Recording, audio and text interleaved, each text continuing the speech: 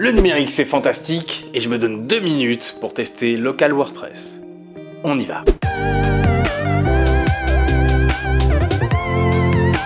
Alors comme son nom l'indique, Local WordPress permet d'installer WordPress en local, c'est-à-dire sur son ordi sans devoir acheter un nom de domaine ou un hébergement.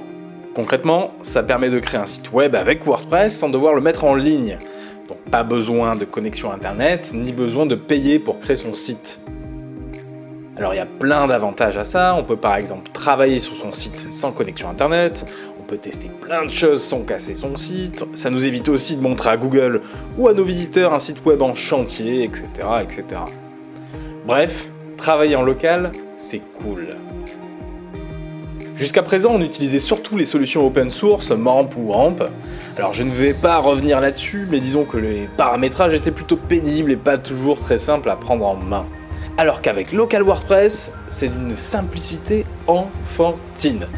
Il suffit d'aller le télécharger sur le site et d'installer le logiciel sur son ordinateur. C'est entièrement gratuit. Une fois installé, c'est parti, on peut créer son premier site web.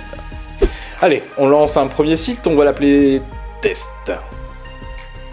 On donne un identifiant et un mot de passe, et ça mouline un peu, et bien voilà.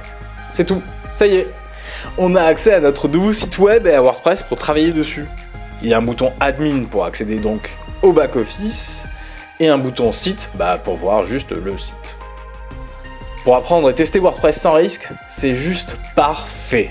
Ça fonctionne sur Mac et Windows, on peut connecter Mailchimp ou Sendinblue pour récupérer les emails et en envoyer avec les formulaires de son propre site.